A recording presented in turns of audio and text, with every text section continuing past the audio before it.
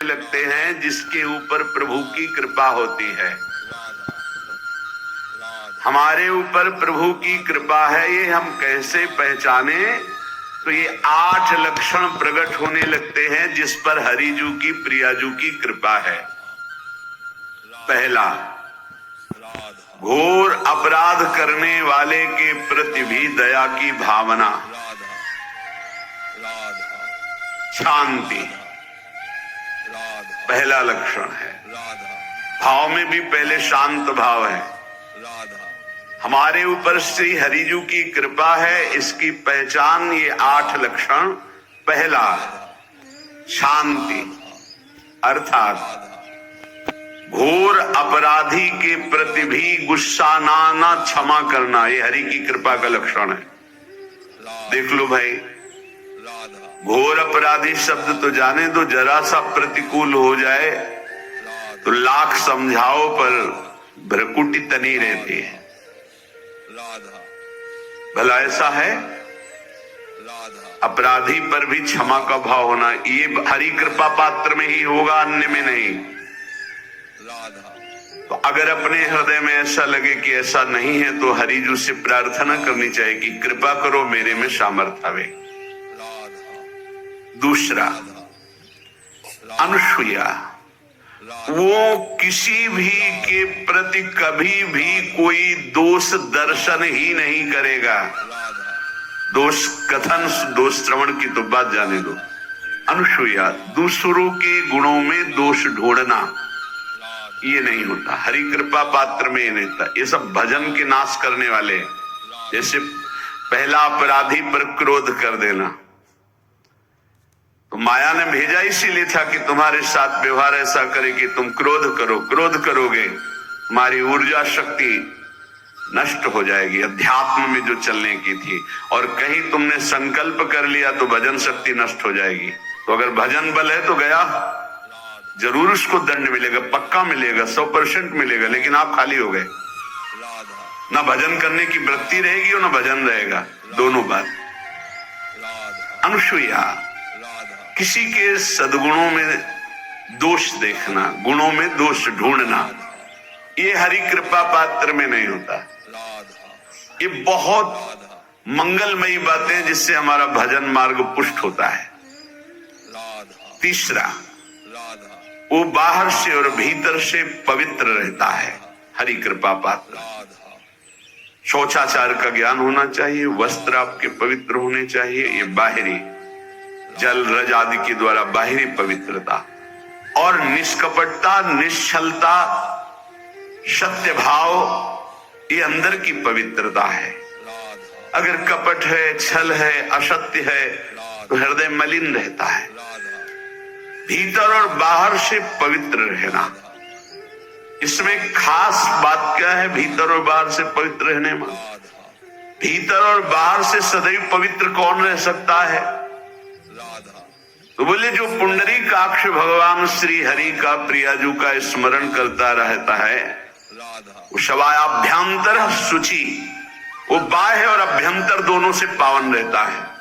तीसरी जो कृपा का लक्षण है, अर्थात वो सदैव भगवत चिंतन परायण, शौचाचार का पालन करने वाला, बाहर और भीतर से हरि कृपा पात्र पवित्र रहता है। चौथा, ऐसे कार्यों का अनुष्ठान न करे जिनमें हमारा भजन छूटता है, जिनमें सत्य छूटता है, जिनमें भगवत भाव छूटता है। जैसे आपके ऊपर कृपा हुई, आप भगवत मार्ग में चल रहे हैं, अब आप ऐसे संसारिक कार्यों का अनुष्ठान कर रहे हैं जिनमें आपकी चित्त वृत्ति बिल्कुल भगवत विमुख हो रही, तो जीवन का लाभ क्या होगा? लाभ तो है भगवत स्मरण से।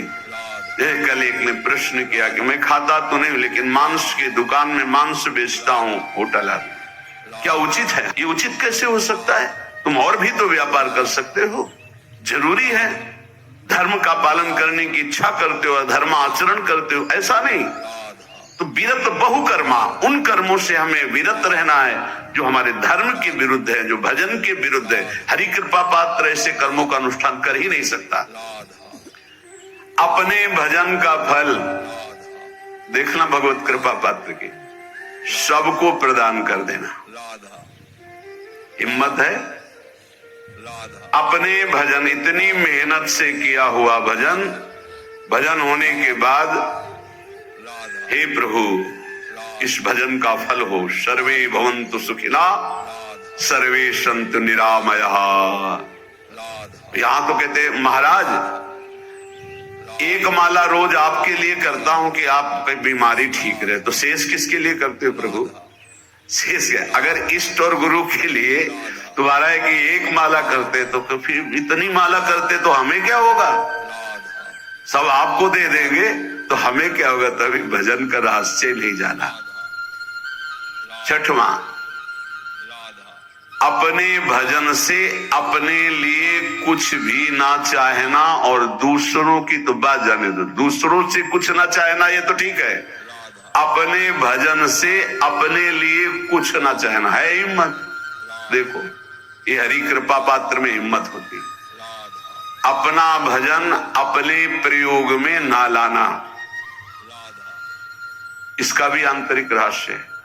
अपने प्रयोग में आप शरीर को लेकर के बोलेंगे, अगर स्वरूप को लेकर तो प्रयोग की कोई वहां जरूरत ही नहीं, स्वरूप पूर्ण काम है, वहां कोई अभाव नहीं। जब आप कोई भाव अपने लिए करेंगे तो देह भाव होगा, देह भाव से किसी विषय की मांग होगी, स्वरूप पूर्ण काम है, वहां कोई अभाव नहीं। जब आप कोई भाव अपने लिए करेंगे तो देह भाव होगा, देह भाव से किसी विषय की मांग होगी, विषय पूर्ति भजन का फल नहीं होता, भजन का फल होता विषय निवृत्ति। बहुत जोर की बात है, कैसे समझ लो? अपने भजन का भी फल अपने लिए नहीं, दूसरों से कुछ चाह रखना तो बात ही जाने दो, भजन से भी कोई अन्य सुख की चाह नहीं हुई। क्या चाहिए?